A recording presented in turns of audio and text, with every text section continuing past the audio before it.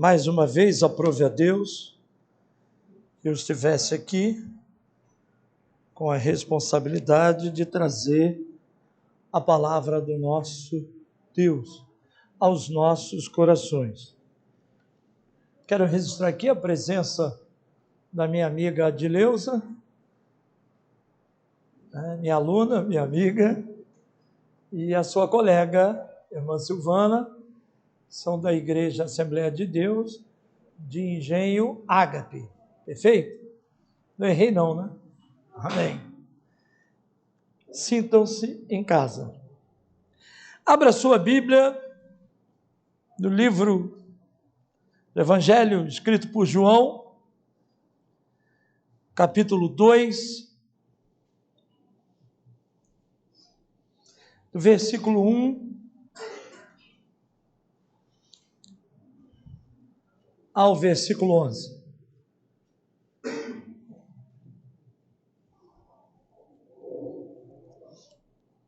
Mais uma vez,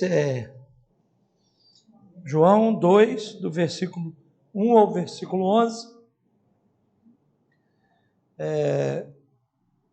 Leiamos. Diz assim a palavra do nosso Deus. 3 dias depois, houve um casamento em Caná da Galileia. Irmão Moriotti. Em Caná da Galileia, achando-se ali a mãe de Jesus. Jesus também foi convidado com os seus discípulos para o casamento. Tendo acabado o vinho, a mãe de Jesus lhe disse: eles não têm mais vinho. Mas Jesus lhe disse: mulher, ainda não é chegada a minha hora. Então ela falou aos serventes: fazei tudo o que ele vos disser. Estavam ali 6 talhas de pedra que os judeus usavam para a purificação, e cada uma levava 2 ou 3 medidas, algumas traduções metretas. Jesus lhes disse: enchei de água as talhas, e eles as encheram totalmente. Algumas traduções colocam até a boca. Então lhes determinou: tirai agora e levai ao mestre-sala. Eles o fizeram. Tendo o mestre-sala provado a água transformada em vinho, não sabendo de onde viera, se bem que o sabiam os serventes que haviam tirado a água, chamou o noivo e lhe disse: todos costumam pôr primeiro o bom vinho, e quando já beberam fartamente, servem o inferior. Tu, porém, guardastes o bom vinho até agora. Com este, deu Jesus princípio aos seus sinais em Caná da Galileia. Manifestou a sua glória e os seus discípulos creram nele. O Evangelho de João, ele traz um problema muito grande para a gente pela riqueza que esse Evangelho tem. Há 2 partes centrais em todo o Evangelho que eu gostaria de compartilhar com os irmãos. Uma é a história simples. História propriamente dita, contada e pronto. A outra, e essa é a mais difícil, é os temas profundos que essas histórias, ou que essa história carrega dentro de si, e que é necessário que o Espírito Santo abra a nossa mente para aprender e entender essa mensagem que está profundamente. João não escreve nada por acaso. Tudo dele tem sentido. Tudo dele tem uma intenção clara. E seguindo o tema da série, né, que nosso pastor propôs, que é o caminho vivo e verdadeiro, que tem como objetivo ou ideia mostrar que o Evangelho de João é o Evangelho da evangelização, e esse texto não poderia ser diferente. Nós vamos observar alguns detalhes desse texto que nos leva justamente à evangelização neste livro. Foca muito na questão da evangelização e nós vamos ver na segunda parte, aquilo que Cristo fez. E para começar o texto, ele começa o versículo falando 3 dias depois. Na NVI, após 3 dias, né, algumas traduções mudam um pouco, mais 3 dias depois. A pergunta é, 3 dias depois de quê? Esse texto, do versículo 1 ao versículo 11, ele está contido numa seção maior. E seguindo exatamente o propósito do tema da série, nós vamos ver que esse texto está atrelado a um conjunto de testemunhos anteriores.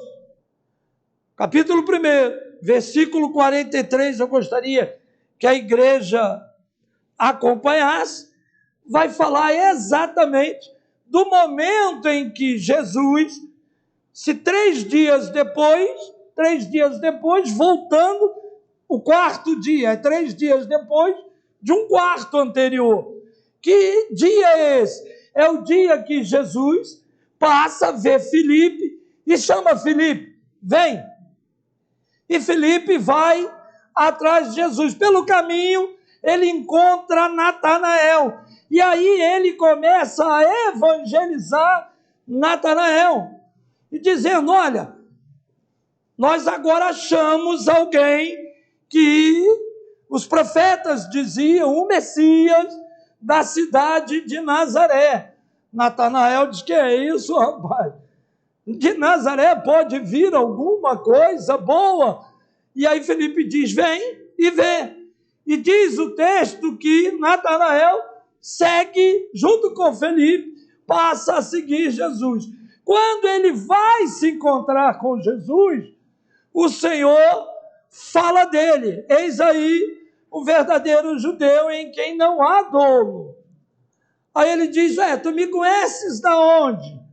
Natanael responde ao Cristo, tu me conheces da onde?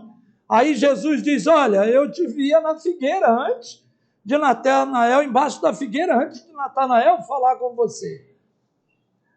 Aí ele reconhece quem é o Cristo. E aí Jesus responde para ele, olha, você creu porque eu disse que te vi embaixo da figueira antes de Natanael te trazer a mim? Pois olha, você verá coisa muito maior. Então, todo mundo diz que o primeiro sinal, né, e aí a gente vai utilizar o primeiro sinal público, aconteceu no casamento. Mas, verdadeiramente, o primeiro sinal que Cristo demonstra logo de cara a Natanael é saber quem é Natanael, onde ele está, sem ter tido nenhuma proximidade com ele, com a família dele. Apenas Cristo sabia, porque ele era onisciente, ele era o próprio Deus, e então ele já começa a dar o primeiro sinal de que ele é o próprio Deus. E eu pontuei algumas coisas desse texto que nos chama muito a atenção.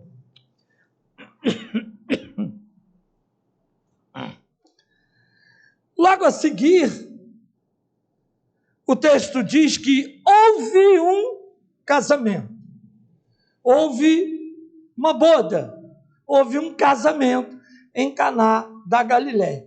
E aí me veio a questão, por que o texto está falando de casamento? Porque o texto destacou a palavra casamento. houve uma boda em Caná da Galileia. Caná da Galileia é uma cidade, e o autor cita Caná da Galileia para diferenciar de outras Canás que haviam duas. Não vamos entrar nesse texto, mas duas. Porque o casamento propriamente dito. Porque o casamento representa a união de duas vidas numa união muito mais profunda do que apenas um relacionamento de amizade.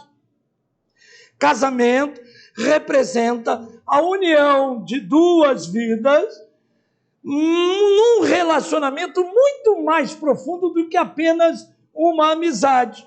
E aí tem a ver exatamente com o que diz João 3,29, mais à frente, sobre Cristo, o noivo da noiva, que é a igreja.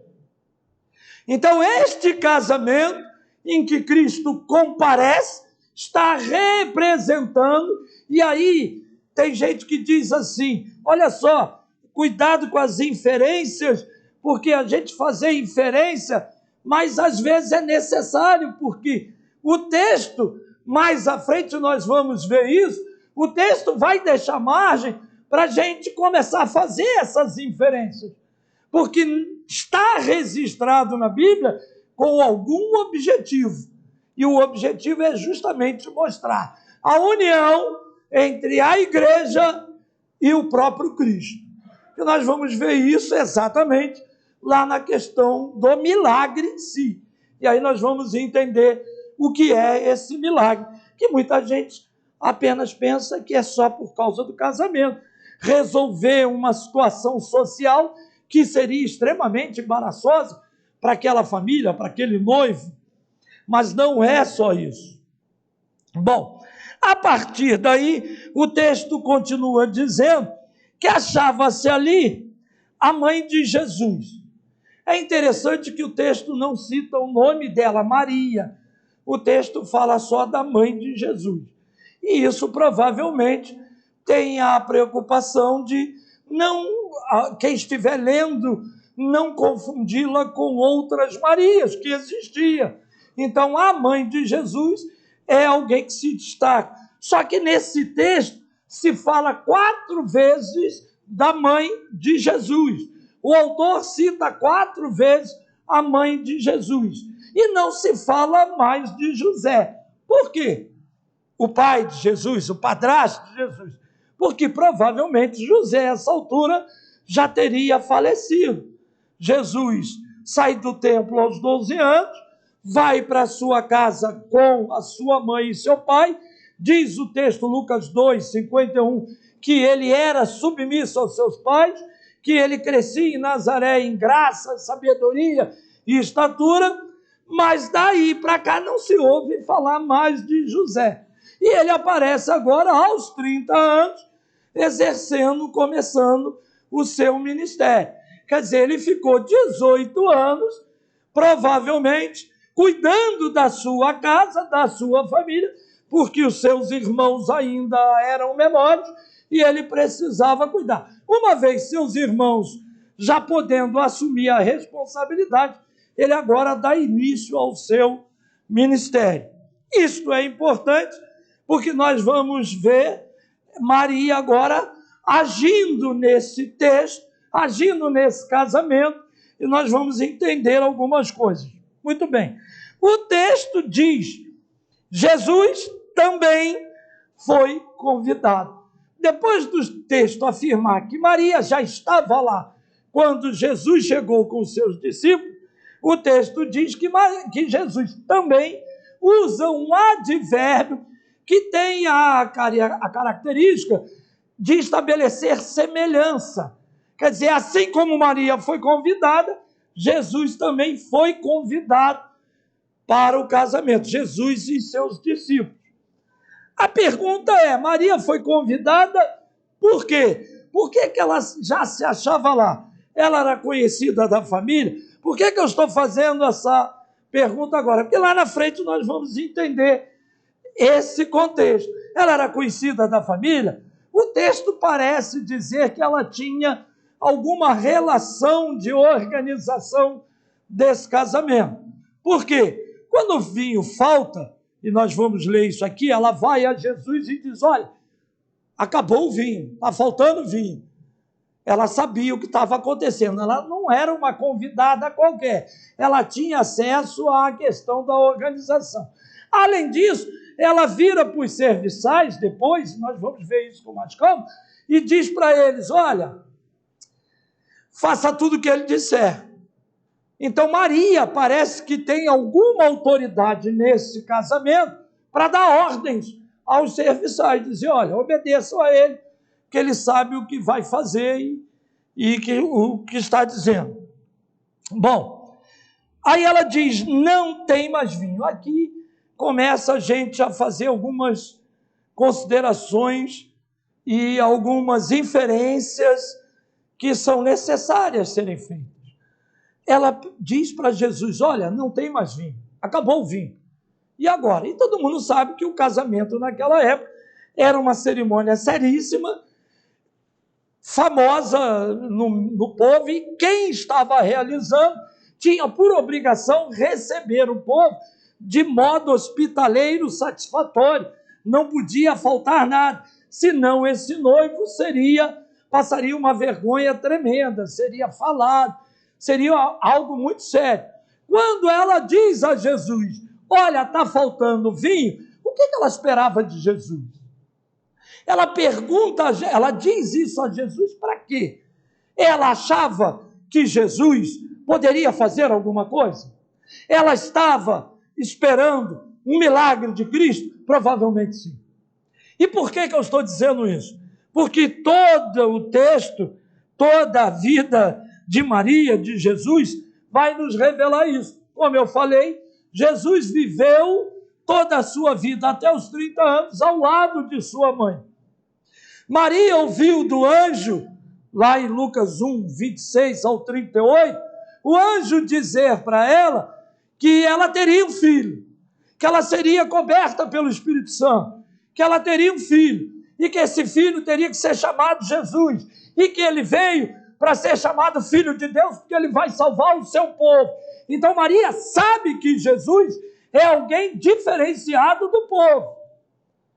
Há algumas lendas, isso aí são histórias, tem registros, de que Jesus, em sua casa, nesse período, até os 30 anos, quando as pessoas estavam tristes, tinham algum problema, iam até a casa de Jesus para conversar com Jesus e saíam de lá alegres, felizes e muitas vezes até curados. É lenda. Mas, para Maria dizer isso a Jesus, olha, está faltando vinho, ela está esperando alguma atitude dele para resolver a situação vergonhosa que essa família iria passar, porque tinha acabado o vinho. Perfeito? Aí Jesus responde, mulher, a minha hora não é chegada. Aqui essas duas, eu dividi isso aqui em duas partes, mulher e a minha hora não é chegar. Mulher, às vezes, para nós, pode soar, e alguns autores dizem isso, eu não sei porquê, que Jesus foi grosso, foi ignorante com ela. Não, pelo contrário. Jesus foi até carinhoso com ela. Porque essa palavra mulher no hebraico, que Jesus falava hebraico, Jesus não falava o grego, né? Ele não pronunciava em grego, é Isha, que no nosso idioma poderia ser traduzido, por exemplo, dependendo da entonação, do momento, da circunstância, poderia ser tratado como senhora. E Jesus, quando diz mulher, ele está querendo fazer com que a sua mãe não o olhe mais como somente seu filho.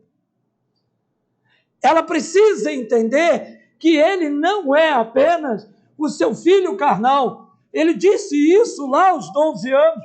Por que vocês estão preocupados comigo?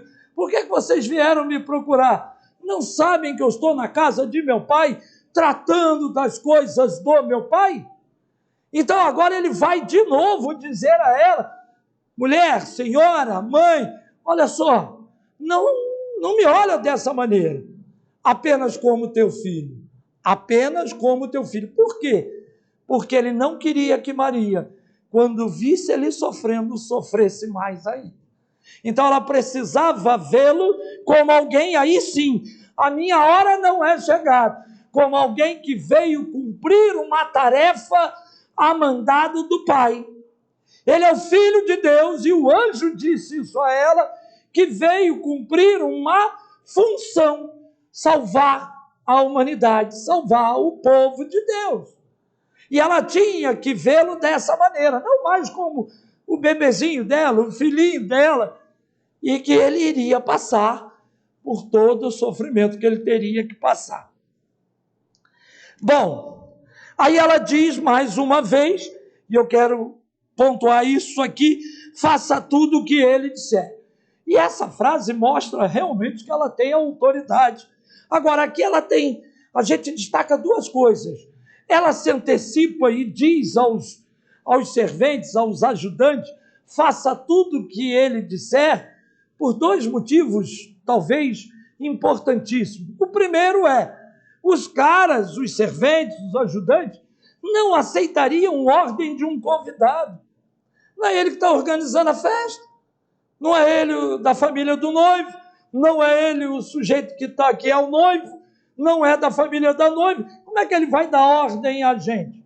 E aí Maria mostra com essa atitude que ela tem alguma relação com essa organização da festa.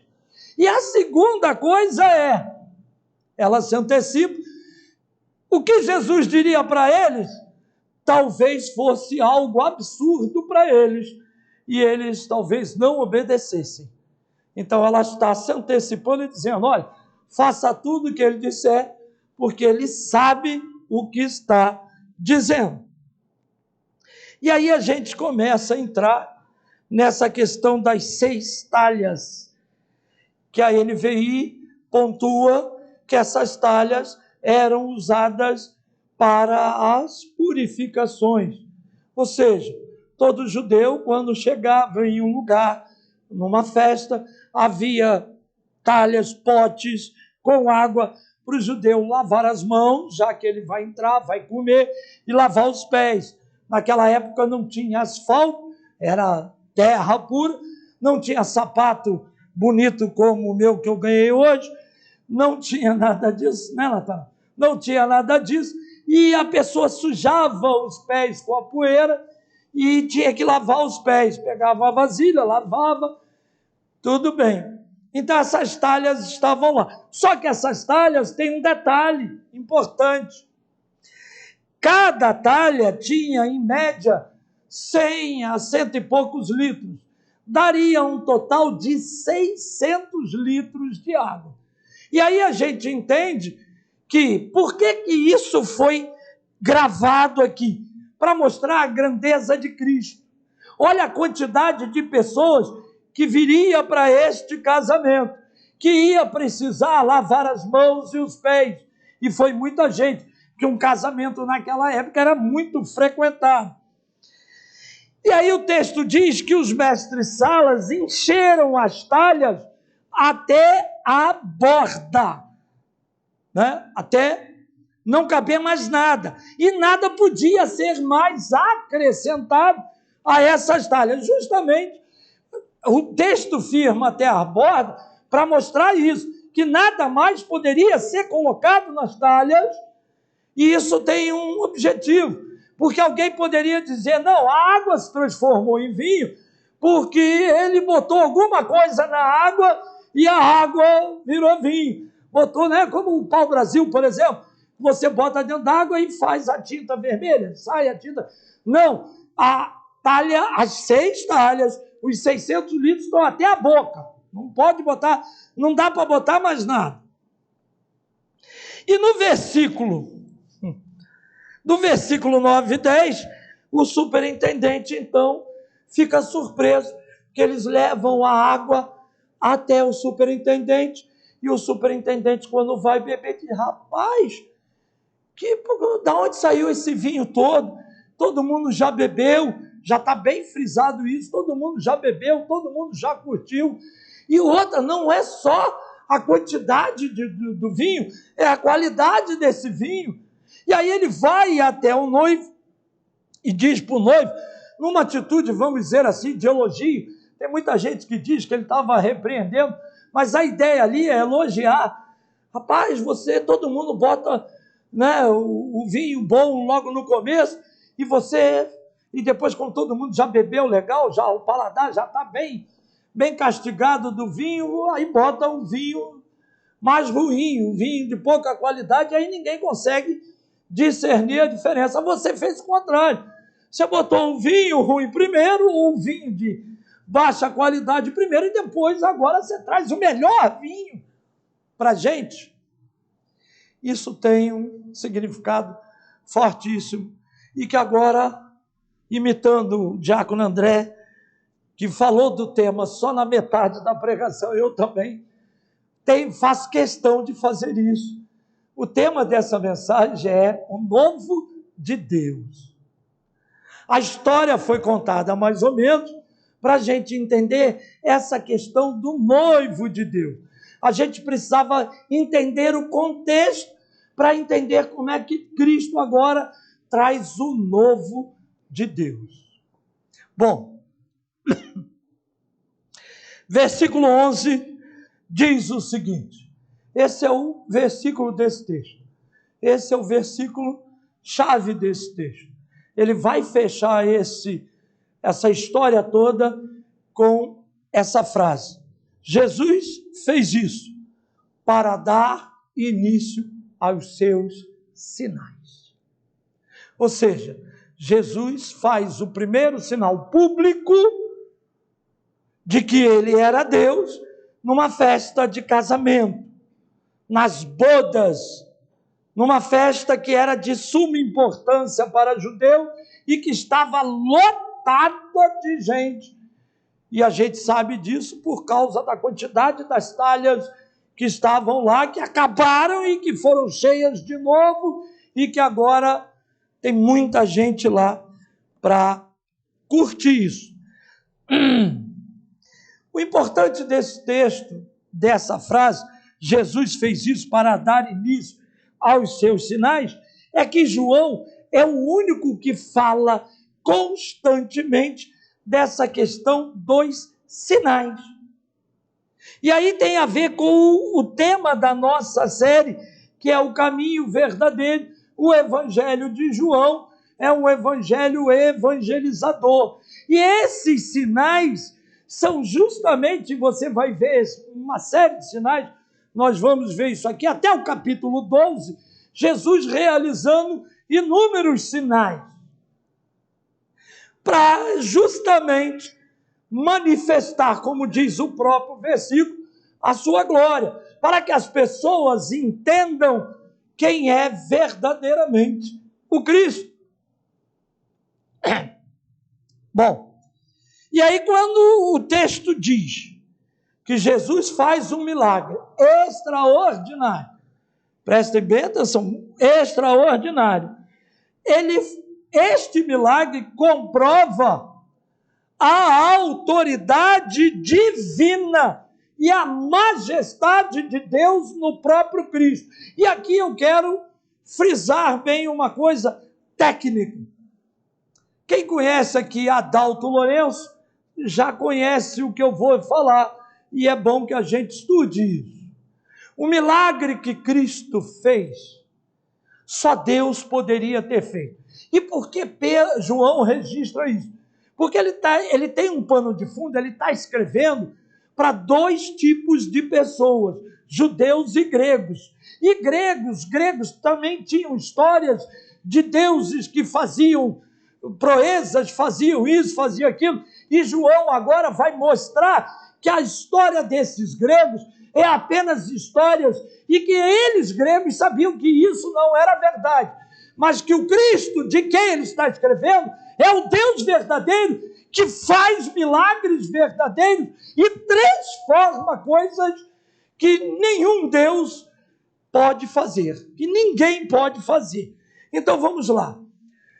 Todo mundo sabe aqui que a molécula de água, ela é composta de dois átomos de hidrogênio, e 1 de oxigênio. Perfeito? E que o vinho, ele é composto por inúmeras outras moléculas de um monte de outras coisas. Nitrogênio é uma mistura danada de composição. Para você fazer 600 litros de água virar vinho, você precisaria de um reator nuclear para fazer uma fissão e depois uma fusão. Vou explicar detalhadamente. Você tem que pegar o átomo e rebentar com ele. Pegar prótons, nêutrons e elétrons e arrebentar com ele. E depois você reorganizar tudo isso de maneira diferente para virar vinho. Para fazer 600 litros de água virarem vinho, você precisaria de um reator muito grande e de uma energia que, mais ou menos, aproximadamente, você teria que ter uma energia produzida pelas 200 bilhões de estrelas da nossa galáxia, produzidas num só dia. Presta bem atenção nisso. Olha o milagre que Cristo fez. Ele apenas disse, vai lá, pega lá. E a água vai se transformar. E a água se transformou. Pensa bem na grandeza do que João quer mostrar, tanto aos judeus tradicionais, perante a lei, né, que seguiam a lei, e aos gregos, que tinham suas histórias. E a nós, hoje, gentios, que precisamos entender muitas vezes quem é o nosso Cristo. É alguém que não precisa de 200 milhões de estrelas, de energia de 200 milhões de estrelas, para fazer a água mudar em vira. Ele diz, vira e vira. Você veja a potência desse homem-deus ou desse Deus-homem.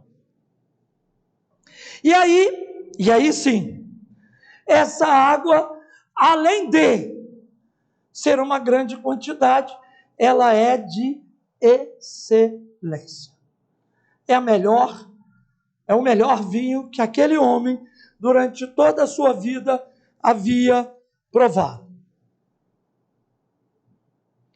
Só que quando João continua pontuando sinais, os sinais apontam para uma realidade espiritual. Um sinal físico sempre vai apontar para uma realidade espiritual. E aí nós vamos ver, como eu falei, até o capítulo 12, exatamente isso. Cada sinal que Jesus faz fisicamente representa algo espiritualmente. Por exemplo, quando Jesus faz a multiplicação dos pães, capítulo 6, versículo 14, versículo 26, versículo 30, o que ele está fazendo com isso? Ele está direcionando a atenção daquele povo, que muitos não conseguiram enxergar, para ele, que é o verdadeiro pão da vida, é o verdadeiro alimento de nossas almas. A verdade material representando agora uma verdade espiritual. Então, quando Jesus faz aquele sinal, aquilo quer representar algo espiritual muito mais profundo do que apenas resolver o embaraço social, que era a falta do vinho. Amém? Segundo, a cura do cego de nascença, que vai acontecer em João 9,16, é outro sinal, mas apontando exatamente para o Cristo, que é a luz do mundo, que é a luz espiritual, que é a luz que vai nos tirar verdadeiramente das trevas espirituais, que nós nos encontramos antes dele nos encontrar. Outro sinal que Jesus faz é a ressurreição de Lázaro, no capítulo 11 deste evangelho, e Jesus aponta com este sinal para ele, o doador da vida, que ele vai dizer depois no capítulo 14, eu sou o caminho, eu sou a verdade, eu sou a vida. A vida está em Cristo, e só pode ter vida, tanto material quanto espiritual, se Ele nos conceder. Então, todos os sinais que Jesus faz, inclusive o de Caná da Galileia, o primeiro sinal que Ele fez, aponta para uma verdade espiritual. Agora, o sinal aponta sempre para aquele que realiza. O sinal em si não é grande coisa, para nós é, mas o sinal aponta sempre para aquele que realiza. E aí é interessante que neste casamento há um fato a ser marcado importantíssimo. Num casamento, quem é o centro das atenções? O noivo, concorda? E a noiva. O casamento só pode ser os dois o centro das atenções. Só que nesse texto, eu pergunto, quem era o noivo? Ninguém sabe. Nem de onde veio, nem para onde vai. O noivo não aparece. Ou seja, não é falado. Ou seja, não tem destaque nenhum. Quem é a noiva? Também ninguém sabe. Quem é essa noiva? Quem é essa mulher? E a família da noiva? Quem é a família da noiva? Não existe, não sabe. O texto não diz. Não existe nenhuma informação a respeito deles. Qual é o relacionamento de Maria? E a gente começa a fazer inferência, mas qual é o relacionamento de Maria com a família da noiva, com a noiva? Também ninguém sabe. Natanael era de Caná da Galileia. Por acaso Natanael era parente da noiva? Ou padrinho desse casamento? Ninguém sabe. E sabe por que ninguém sabe? Porque o centro das atenções daquele dia é Jesus Cristo. E é Jesus Cristo porque Ele trouxe o novo de Deus. E aí entra o título dessa mensagem. Cristo veio inaugurar a era da nova aliança com este sinal, dizendo a nós que pela nossa incapacidade de ter cumprido toda a lei, foi necessário que Ele viesse cumprir por nós e nos dar a graça. E aí uma graça abundante, refletida nos 600 litros de água daquela talha. É uma graça ilimitada, é uma graça que não tem fim e que está disponível a todo aquele que crê.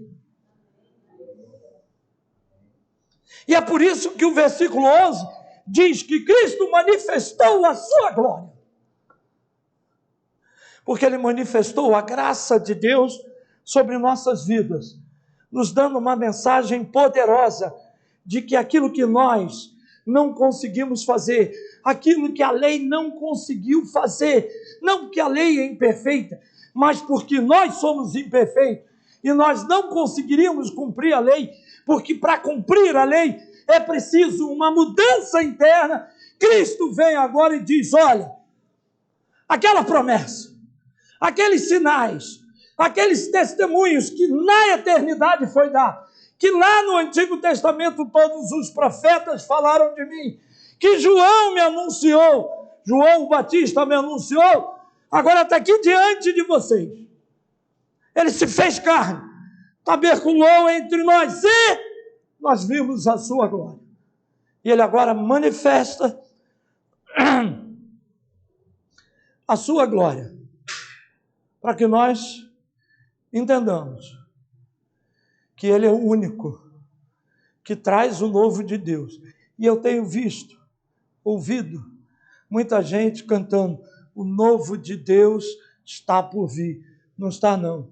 O novo de Deus veio há mais de 2000 anos, veio à terra para nos salvar, para nos libertar da escravidão do pecado e das garras de Satanás.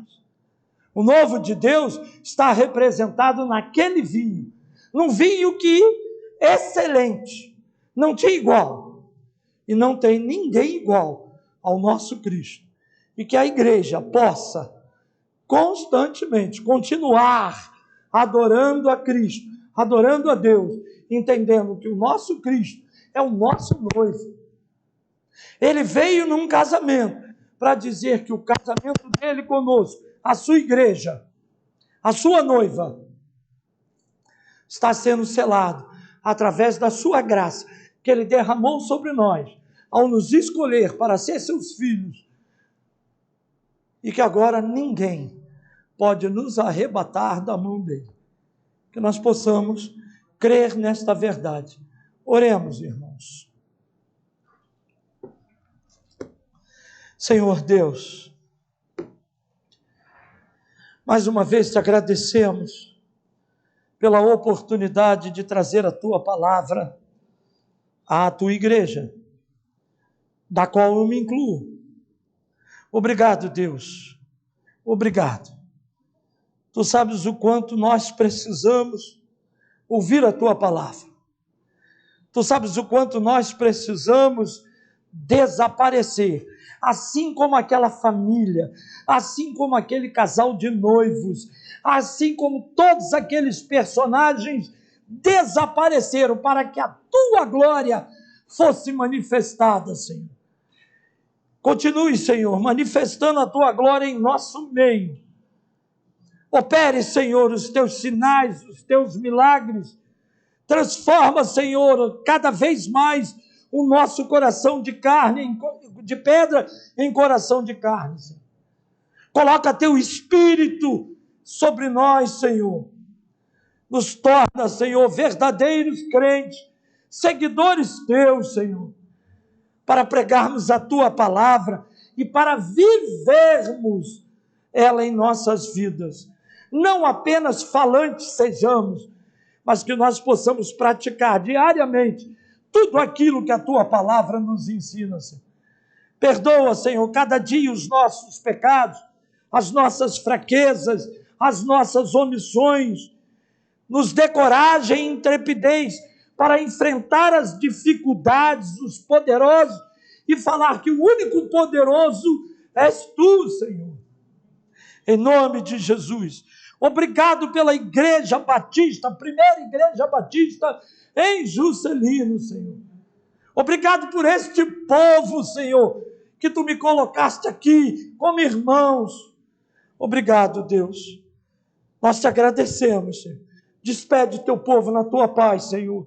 Mais uma vez, acampa os teus anjos, que são ministros, Senhor, que trabalham a favor daqueles que hão de herdar a salvação, Senhor, ao redor do teu povo, caminhando e encaminhando cada um para a sua casa, Deus. Em nome de Jesus, é o que nós te pedimos e te agradecemos. Amém.